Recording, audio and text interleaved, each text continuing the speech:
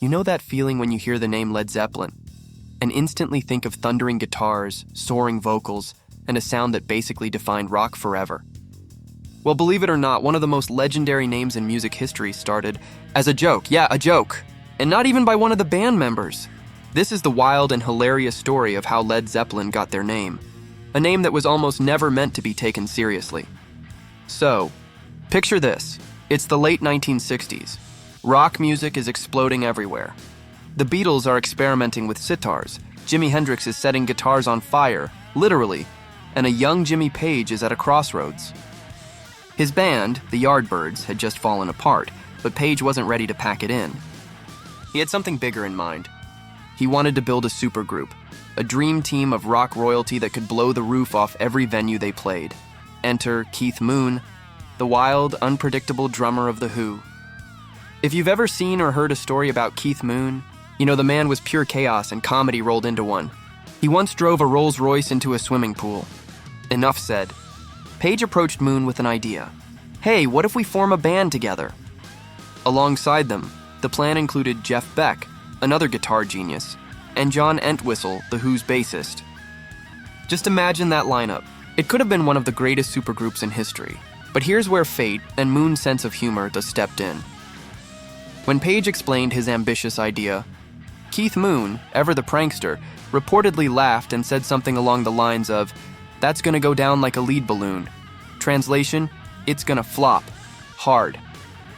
In British slang, that phrase basically means total disaster, but Jimmy Page didn't just laugh it off. He actually liked the sound of it. There was something oddly powerful about that phrase.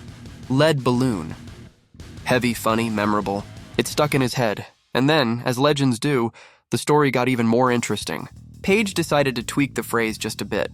He swapped balloon for Zeppelin, because hey, if you're gonna fall from the sky, why not do it in the biggest, most majestic airship ever built? And lead, spelled L-E-A-D, looked weird to American eyes. People might pronounce it as lead like the verb. So they dropped the A, and just like that, Led Zeppelin was born. From a sarcastic joke to one of the most iconic names in music history, but it didn't become official right away. In fact, when the band first started performing, they weren't even called Led Zeppelin yet. They were touring as the new Yardbirds, a name Page used to honor, or maybe disguise, the new lineup after his old band collapsed. He later said it was kind of like a cloak of invisibility. Even on their early recording tapes, the boxes were labeled New Yardbirds. No one outside the group knew what was coming. Jimmy Page wanted to keep it secret until the moment was perfect. When the band finally dropped that disguise and revealed their true name, it wasn't just a title, it was a statement. Led Zeppelin. Heavy, airy, powerful. It perfectly captured the sound they were about to unleash, crushing riffs, soaring vocals, thunderous drums. It was everything rock and roll was meant to be. And honestly, could you imagine them being called anything else? The new Yardbirds doesn't exactly scream Stairway to Heaven, does it? Now, like any good rock legend, this story isn't without a few plot twists. Some people say it wasn't Keith Moon who came up with the name at all. Others credit John Entwistle, The Who's bassist, with being the true originator. And a few even point to Chris Dreja, one of the Yardbirds' former members, as the one who indirectly forced the new name by blocking the band from using the Yardbirds anymore.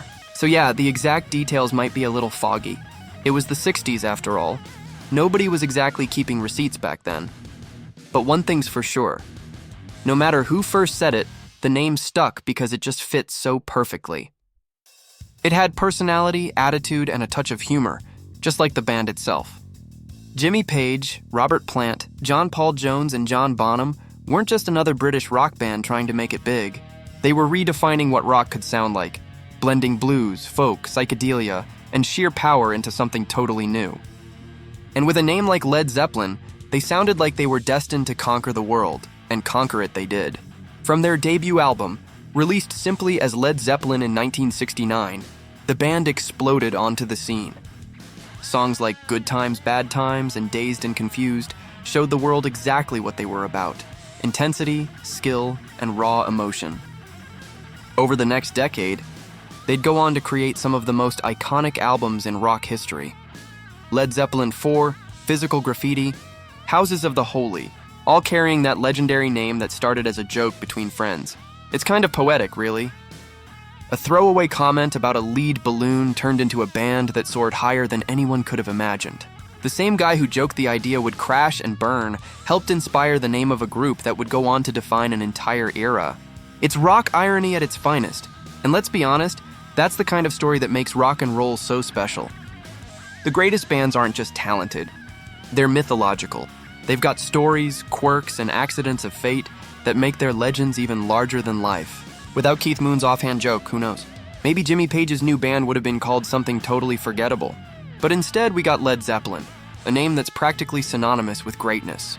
So, next time you hear that famous riff from Whole Lotta Love or the ethereal beauty of Stairway to Heaven, just remember, it all started with a wisecrack from one of rock's biggest pranksters. From lead balloon to Led Zeppelin, proof that sometimes the best things in music come from a little bit of chaos and a whole lot of imagination. And hey, if you love this little dive into rock history, don't forget to hit that like button, subscribe to the channel, and ring the bell so you don't miss our next story from the wild world of music legends. Because trust me, there are plenty more where this came from. After all, every great band has a great origin story, but few started with a joke that changed rock forever.